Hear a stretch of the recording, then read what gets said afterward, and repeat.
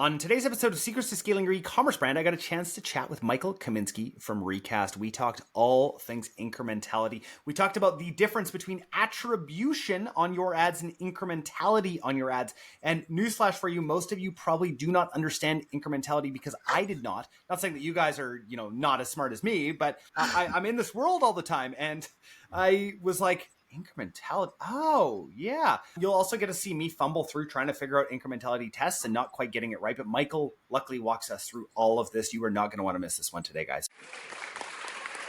Hey guys, Jordan West back with another episode of Secrets to Scaling Your E-Commerce Brand. Today, I am not solo. I am joined by Michael Kaminsky from Recast. Michael, welcome to the podcast. Thanks for having me, Jordan. I am thrilled to be here. Yeah, well, I'm thrilled to have you on here. Guys, I was like 10 minutes late for Michael. That's kind of beyond the Jordan lateness. Like normally 2 to 3 minutes is kind of the usual because I'm on calls mostly all day after 11 o'clock. I've got a new thing, everyone, and I want to explain this before we really get into this with Michael because I actually think this will be incredibly helpful for you. So I did an audit of when I am actually effective in executing things. And I found between 8:30 and 11 every morning, that is my absolute pure power time. I get everything done then. The rest of my day is a waste as far as actually getting things done. And so what I did is I got my assistant to block it off of my calendar. And I said, you may not accept any invites between 8:30 and 11. I don't care if the Pope is calling me. Not that I'm Catholic, but if I were Catholic and the Pope is calling me, I wouldn't take a meeting then. And it's incredible how Jordan, well I do the my same days have thing. gone. I do the same thing. I have 8 to 9:30 at least blocked off. I need a little bit more time for calls because of the stage of my business, but blocked off, it's sacred in the morning. That's my productive time. I am right there with you. Awesome. Well, I hope that people who are listening to this do something like this, put something like this in place and really start. It's the beginning of proactivity, right? It's like be proactive with your time and with your calendar and the rest will fall into place. And I've been doing this and guys, like I've been in business for like 15 years. I just started doing this like 2 weeks ago and my life has changed. So it's really, really incredible. I don't even know how we got on that topic. Michael, for people who don't know anything about you, tell us just a bit about who you are and what you do. Yeah. So I'm Michael. My background is actually in like econometrics and statistics. So I started out on like the nerdiest possible side of any work that you can do, really. Writing journal articles, doing that sort of work. From there, I moved into like tech and startups. I ran the marketing analytics, data science team at Harry's, the men's grooming brand, for a number of years. Cool. And then when did you start there? Because I think that's super interesting for people. Like Harry's is like a D2C darling, Yeah. So I started there in I think 2015, around that time. So yeah. Early days. Harry's had been around for a little while when I joined. Like they were already starting to scale up, but very much early days. I was there prior to the launch in Target and Walmart and like the move into retail. Really like crazy, weird times to be a D2C brand back then. I was like back prime, like battle with Dollar Shave Club. That was what was happening when I joined. Oh man. Sorry. Today's going to be one of those days where I just step in with anecdotes the entire time. Guys, if any of you are watching this on YouTube, which I know most of you listen, but I have had a beard for, 4 years or something. I was also still getting Dollar Shave Club for the last 4 years every month. So just putting it out there. I've got a stack like this big. So sorry, go on. Yeah, so I ran data science, analytics, did a ton of marketing stuff, left there, started this company, Recast. We do marketing mix modeling, but really have just been obsessed with marketing efficiency for the last 5 or 6 years of my career. How do we help marketers measure what actually works and what doesn't and be really smart about how they invest those dollars in their marketing channels in order to really grow as a brand? Cool. I'm looking forward to having this conversation. Guys, I just want to let you know, Michael's got nothing to sell to you today. Recast works with enterprise level clients on all of this, but the great news is that these principles and the things that we're going to talk about today really trickle down to us, right? And remember what I've talked about before. Guys, building just a 7-figure business is insane, right? Doing that, and you are incredible. Building an 8-figure business, which lots of you are there now, that is an incredible accomplishment that most humans do not do. So just because we're talking enterprise businesses here, these are in a different, in a different level, but that does not mean that this does not matter to us today. And for what it's worth, all of the stuff that we're going to talk about today, I think people who are seven figure going to eight figure or eight figure going to nine figure. These are things that you want to start thinking about early, right? Like you probably don't need an MMM right at that stage, but you want to be thinking about incrementality. You want to be thinking about testing. You want to be thinking about, hey, how is this, Google Analytics report misleading us, and being really thoughtful about that. So these are really important lessons and things you want to think about to lay the groundwork for really healthy growth later on. Well, let's talk about that, because I think that a lot of people don't know where to look, especially in D2C land right now, right? It's like, okay, well, I've got Triple Whale, I've got Google Analytics, I've got my post-purchase surveys, I've got in platform data, I've got Shopify telling me one thing, I've got all of these people, I've got Jordan telling me that none of it matters.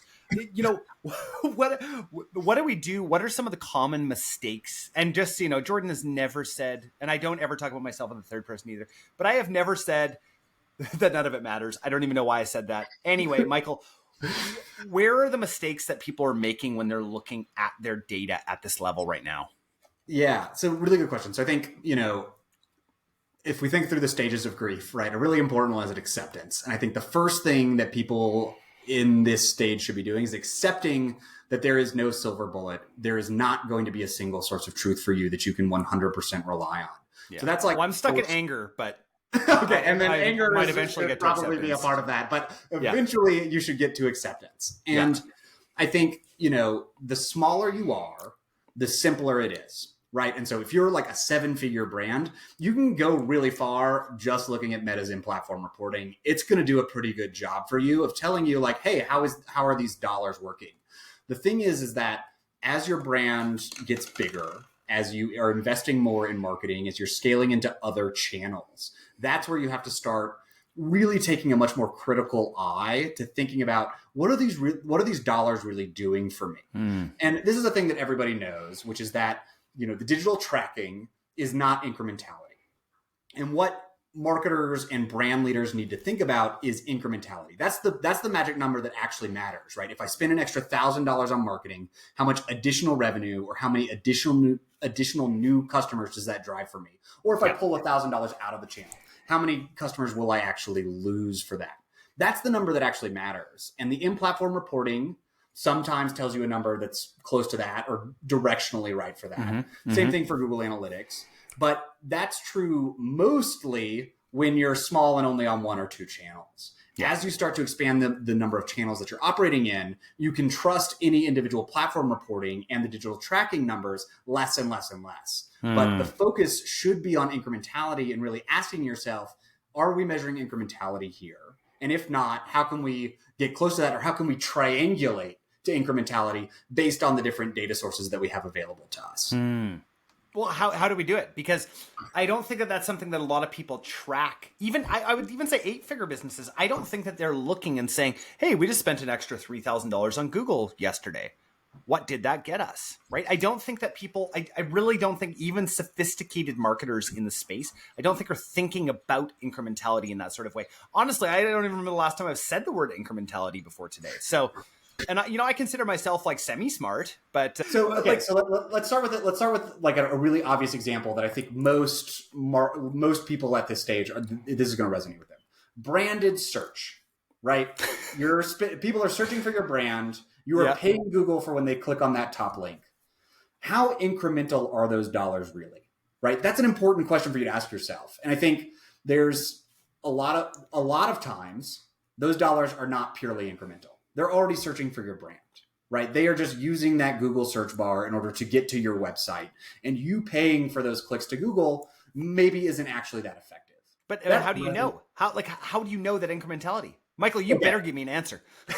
Well, so this is the part where it's hard, right? This is the part where it's hard. So I think, there's different ways to think about this. I think best case scenario really is running tests or experiments to measure what that incrementality is. Depending on your scale, listeners, you may or may not be at a scale where you actually can implement this. And so this is a place where you just have to sort of have an asterisk in your mind whenever you're looking at those numbers and saying, well, it's probably not fully incremental, so I'm going to downweight that effectiveness. That's what most people do naturally, I think, especially with branded search, but you should do it with all channels. The thing that I recommend for brands that are at this stage is to start building a testing muscle. And so when I say that, I mean, you don't have to have the perfect testing program, experimentation program from day one, but you might want to start thinking about it. Maybe once a year, we're going to test and see how incremental our branded search spend is. And you can do that with a geo holdout test. You can turn off branded search spend in certain geographies and then just do a before and after comparison. So the way that this works practically, you take, let's say you're in the US, you take the US, you divide it in two, you turn off branded search in one half, you keep it on in the other, and then you do a before and after comparison between the half that has branded search and the half that doesn't. And you say, how many sales did we lose when we turned off branded search in that one half of the country? And that can tell you what the incrementality is. Totally. I'm thinking PMAX is a really good one for this because a lot of brands, right, do not trust PMAX. Most of us don't trust PMAX except when it gets turned off. And then we realize, oh, so when it said that people were converting on a branded search, maybe there was more to it than that, right? But I think PMAX is the perfect example for incrementality because we have no clue. It's TV. Basically. That's exactly right. But I say that you should take that approach to all of your channels, right? Like, if you have doubts, start thinking about how you can test it. And there's ways to get creative here, right? So like the geo holdout test is a great example. I love that. That's great. Start trying it, right? And again, you'll have to think about it for your business. You maybe don't want to do it in the holiday season, right? Yeah. You want to think about how can we minimize the risk when we're doing that test, but at least it'll give you some sense and it'll give you a data point that you can use to inform the other decisions that you're making. Okay. And when I mentioned at the beginning, like there's no silver bullet here. There's no silver bullet, right? This is not going to be the perfect answer for you forever. And it would be unwise to say, hey, we ran this one test and so now we know the answer on PMAX and we never have to think about PMAX again. But that's not true. Yeah. You want to start thinking about, okay, we did a PMAX test in the summer. Maybe we'll do another one in the winter.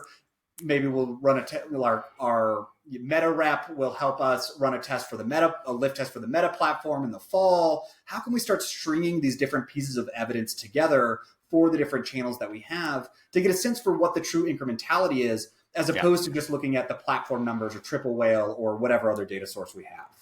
By the way, everyone, if you reach out to your Meta rep, it's funny because we were just slogging Meta reps right before this, which I will continue to do just because Meta, you should hire really high quality people for people who are spending hundreds of thousands of dollars per account. Just makes a lot of sense.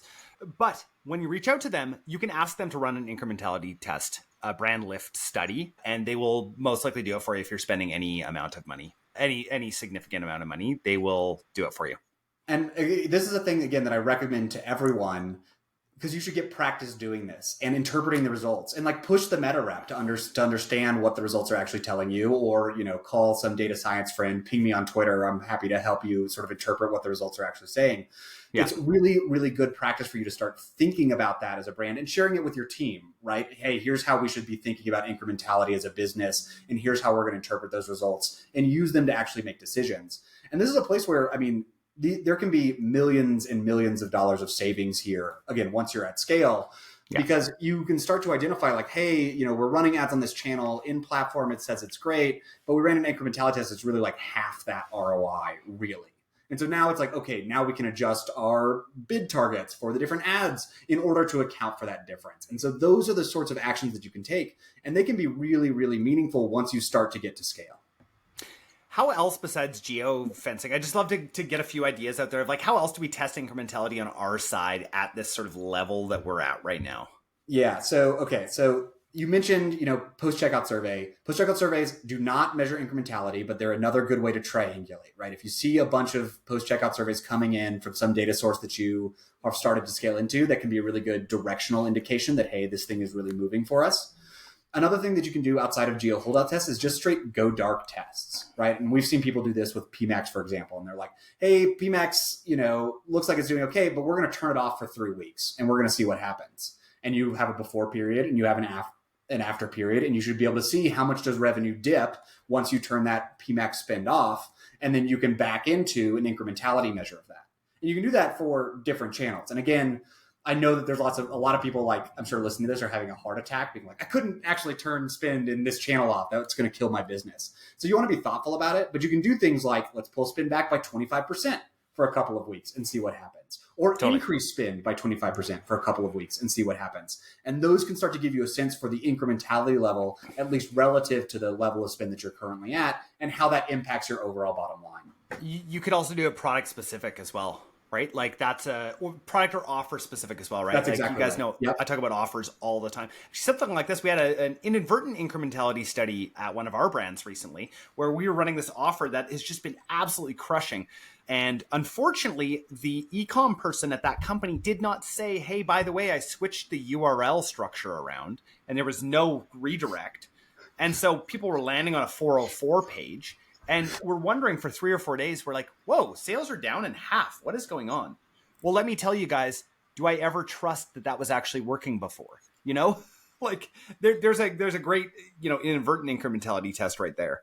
Yeah, that's another thing that we see is sometimes these things happen by accident, but you can take advantage and get lessons from that. I mean, again, I know that like whoever was running that brand probably had like 4 days of panic, but like, a week later, once their heart rate has come back to normal, you should go back and look at that data and say like, hey, we had this experiment that happened. We didn't mean to, but we can take advantage of the lesson that we got from that. Totally. Yeah, absolutely. So any other ways, Michael? Sorry, keep going. No, so I think like, again, for brands at this stage and like the 7 to 8 figure, those are the things that I would press people to do and really encourage people to be skeptical. Right. And start to build this practice of being skeptical and assume that any number that you're looking at probably has some way that it is wrong or potentially misleading you. And start asking yourself, like, how could this be wrong? How could this be misleading us? And starting to think about how can we get more proof about whether this is truly working and how well it's working for us. So that is a great, I think, thing to start bringing to your weekly marketing review meeting or whatever it is that you're doing as you're thinking about measuring the efficiency here. What brands start to do when they get beyond that, and this is where Recast plays, is using more advanced statistical techniques in order to measure the incrementality of marketing spend. And so we tend to work with brands that are, doing $10 million plus a year of paid media. They're distributed through Target and Walmart, and they want to know, hey, if I spend $1 on Facebook, not only how does that impact my D2C sales, but how does that impact sales at Target and Walmart?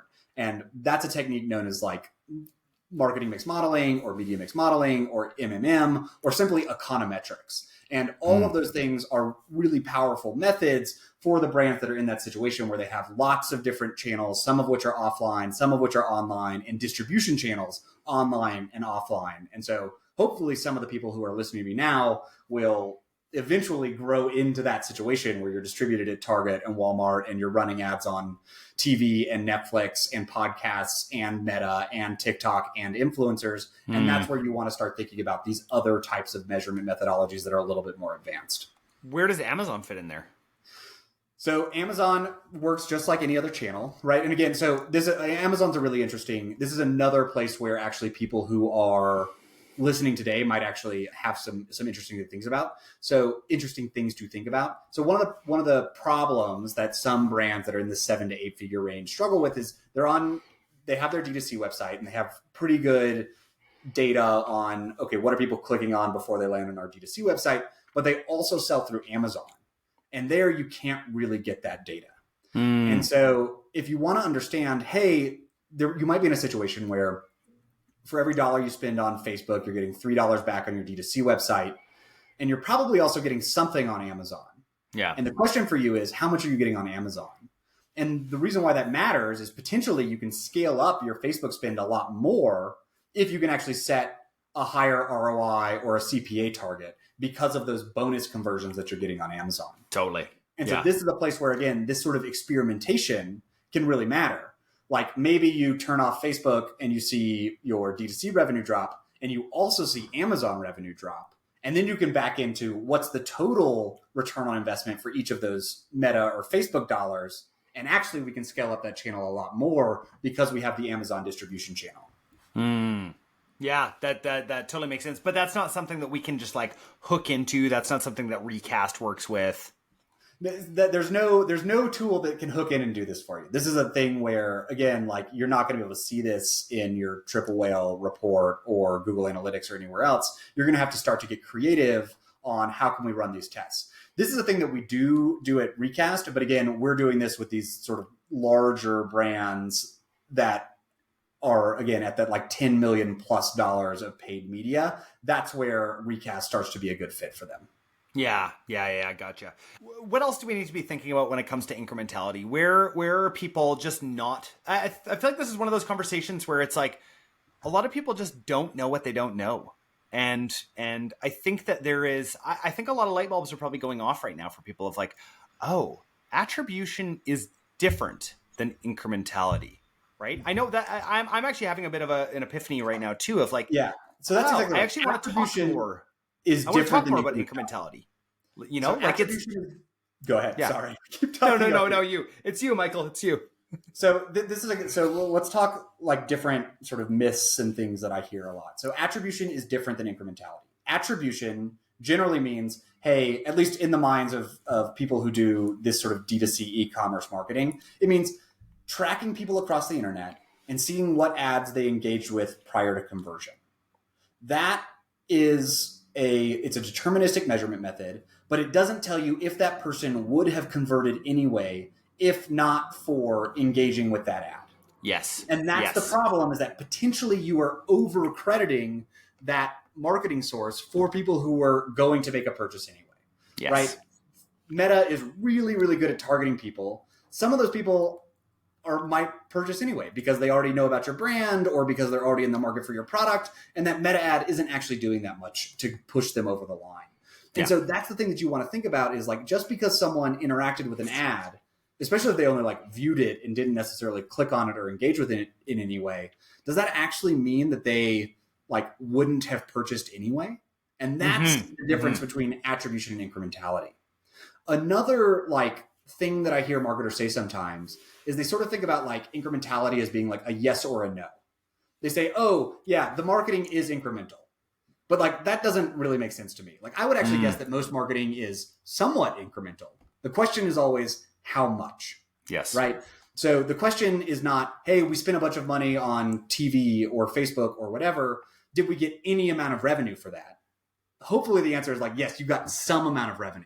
Yeah. But the question is like, how much of that return on investment, how much of that additional revenue is truly incremental versus how much is not? And so it's not just a thing like, yes, it's incremental. No, it's not incremental. It's what is the incremental return on investment, or what is the incremental cost per acquisition? That's the number that you actually care about. And that doesn't change as much ad specifically, right? That is like, you know, I'm just trying to tease out attribution versus incrementality, right? So attribution is still incredibly important to know, like, hey, which ads are people actually resonating with, right? Absolutely. But I think this is more of a platform general issue, right? When we're talking about incrementality, rather than a little ad specific issue. Am I right there, Michael, or am I off? So it's a good question. I think in an ideal world, right, we would actually know what the incrementality is of every single different ad. And we would say, hey, the incremental CPA for this ad is X, and the incremental CPA for that ad and that creative is Y. Practically, it is impossible to measure that, right? And so I would say, like, practically we can't do that. And so that's why we tend not to focus there, although it would be ideal if we could do it. So practically, we talk about incrementality at like the channel or the channel tactic level, you know, PMAX, right, versus non-brand search, just because it was very difficult to measure things at that more granular level. So when people are running experiments, they tend to do it at like meta prospecting as a whole, or meta retargeting as a whole, or non-brand search as a whole, or PMAX as a whole, or shopping as a whole, or whatever. But that's just because of the limitations of like the amount of signal that we can get from turning something off and on. But I think ideally, right, we would love to know what the incrementality of every different creative is, so that way we could actually do a better job of optimizing where our marketing dollars go. I think I might have a good test actually that I'm thinking about that I didn't mean to, is an incrementality test. So running traffic to a landing page on your site with a specific offer that no one else can get to besides through an ad. Right? We've been doing that for all of our brands for quite a while. We notice, oh, that coupon code was used 500 times. Well, that coupon code only shows up in that one specific ad and only on that specific landing page. It doesn't even have a link on our website. I think that does that sound like a good incrementality test, or am I not quite there? No, I don't think that's quite it. So a couple of things Okay. that can happen there. So one is that there's coupon code leakage, right? Which you always want to be careful about, Okay. which is to say that like other people can find out about that code. How else would I think about this? I think the problem there is that we're not getting this sense of would this person have not converted anyway. What you could do, right? So if you wanted to test the incrementality of the offer, you could have two different landing pages that are the same, except one has the offer and one doesn't. And then you could say, okay, what's the difference in the conversion rate between those two landing pages? That will tell you what's the incrementality of the offer, though not what's the incrementality of the advertising spend that's going there. Does that make sense? It makes sense, but I thought I had solved an issue, Michael, and now I haven't. So Yeah, so the issue is always like, again, people saw that landing page and they use the code, but we don't know the opposite case of would they have purchased if they wouldn't have seen that? And that's the question that we actually want to answer. Okay. Awesome. Michael, I got to ask you the question I ask everyone who comes on to this podcast. What is your secret to scaling? Secret to scaling? Oh, man. I don't know. I think hiring really good people, right? That's the only thing that has worked for us that actually makes a difference in order for us to be able to grow our business. I rely so much on the genius of the people that we have on our team, and being able to hire people and trust them to like take an idea and run with it is such an unlock for entrepreneurs. Like, and this is what I mean. Like, we hire really senior, really talented people at Recast because I want to be able to do that. I want to be able to say, hey, I have an idea, go take it. And I don't want to have to be there like really tightly managing them in order to see it get done. For me, I think everyone listening here, like if you've gotten to the $7 and $8 million stage of a business, that's, as you said, that's incredibly hard to do. You're surely super talented. If you want to get to that next level scale, you have to get people around you who can go and execute for you really, really well. Otherwise you're just going to get jammed up. You're going to have meetings all day. You're not going to be able to get all of the stuff done that you need. You need really, really talented people in your team. Yeah, absolutely. I was chatting with a guy the other day that we might do a JV on some agency stuff, and he was telling me about who he hires, and he only hires ex-CEOs of companies that were doing at least $20 million in revenue a year. So these are guys who have all probably had nice exits. They love consulting. I imagine that it's a very talented group of people, though probably very difficult to manage. Being one of those people myself, very rebellious folk tend to be the people who get to build companies of that size. Totally. So, but this is the group that he's had that he now has as his consultants, and I'm like, what a high level. I need to know how that financially model even works. I don't even get how that works because I can think about what these people would demand as far as pay, and I don't get how it works, but really incredible to see. I'd never even thought of a model like that. And I'm sure you can just price it out at some point and see, how much you'd actually have to charge. Michael, I got 3 more questions for you. I hope that you're ready. Let's do it. All right. First question, favorite tool or app that you're using right now? I use an app called Things3 to manage my to-do list, and I cannot live without it. I use like a get shit done system of managing my to-do list. There's a bunch of stuff you can go read about that. If it is not on my to-do list in my Things3 app, it just will not get done. I live and die by it. That is how I organize my day and my entire life. I love it. Cannot recommend it enough. Can you just do a really high level and get shit done mentality? Because I kind of know it, but I want you to articulate it if you can. So again, and I'm going to recommend, I'm probably going to butcher this, so I'm going to recommend everyone go and like read about this because other people have written more eloquently about it. Totally. There's a couple of main principles here. So first is capturing things that you need to do in a really seamless and easy way. So, if I'm talking to someone in a meeting, doing a podcast in the middle of something else, an idea occurs to me of, I need to do this thing. I want to be able to like capture that so it doesn't like stress me out and I feel like I have to remember it, but not interrupt my flow of what else I'm doing. And so you want to have a system where you can really quickly capture those ideas and then deal with them later. And so with Things3, I have a keyboard shortcut where I can just pop open the box. I'll type in like 4 words that will remind me what the thing is. And then it goes into a section in the app where I can review it later. Cool. Next part about it is reviewing and prioritizing, right? So I'll go through and I'll look at, there's 8 things that came up today that I, thought about. Now I'm going to figure out what's the priority of these. Can I do it or should I delegate it to someone else? And then I'm going to put that into my prioritization queue of work to do. Cool. And then every day, effectively, like both in the morning and at night, I review the list, everything that's active, and I will and then I trim it down to the things that I actually want to focus on for today. And so try to make that like the 5 to 10 things that I want to get done today. Everything else goes either tomorrow or to Sunday for processing and figuring out where is this going to fit on the priority stack for next week. The benefits of that is that it keeps me really focused on the most important things for today, and also allows me to capture all of those things so that they don't get lost. I know that they're all on the list. I don't have to worry about them because I know that they're going to show up on the list, and that I'm going to have a specific time to review them either every day or at the end of the week, so I can make sure that all of the high priority things are going to get done. Awesome. That's great. Guys, I use a very similar system. The only difference is the first two things I always think about, I actually just posted about this today on Twitter and LinkedIn. First two things I think about is who am I blocking? And I remove all those blockers. And then number two, where's the money? And that's how I prioritize these tasks, right? That's a great prioritization system. I love that. I'm It's just easy. I'm gonna work that into my system. That's amazing. So yeah, that's more on the prioritization, the second part of it. So it's like, yeah, that's how I think about that stuff. Second question for you, Michael. Favorite podcast or audiobook that you're listening to right now? Oh man, I'm not gonna have a good answer to that. I mostly listen to podcasts in Spanish because I live in Mexico and have been learning Spanish. Let's see, what have I been listening to? Otherwise, hold on, you're gonna have to edit this out. Let me look at my app so I can tell you what I like. Oh, I really like Lenny Rachitsky's podcast. That's a really, really good one. So Lenny's podcast and Lenny's newsletter, consistent, super high quality.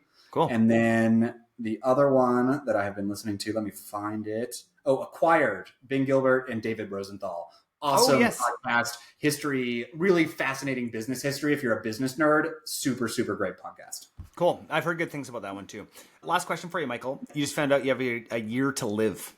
What changes? Oh God, if I find out I have a year to live, what changes? I mean, honestly, probably not a ton because I really like the work that I do and the people that I work with. So like, I'm not sure that I would just like walk away from the business. I would maybe prioritize a little bit more travel, right? And try to get around and see a little bit more of the world with my remaining days, go with my girl. I would have to find a way to like bring the dogs along, right? So that's maybe the trick. Figure out some way to travel with the dogs, my girlfriend, and see a little bit more of the world.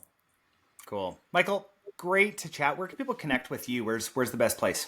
Yeah, so Twitter at Mike_Kaminsky, also really active on LinkedIn. Definitely add me there. And yeah, I love talking to people about incrementality, marketing effectiveness. So you have questions, ping me on Twitter, ping me on LinkedIn. Would love to have conversations about it. Awesome, guys. And remember, we put all of the stuff down into the show notes. So please check out the show notes. We do a lot of work to make sure that those are done and really effective for you. So Michael, thanks again so much for coming on. Really appreciate having you. Jordan, thanks for having me. This was a great conversation. Hopefully we'll get to do it again sometime soon. Yes, absolutely.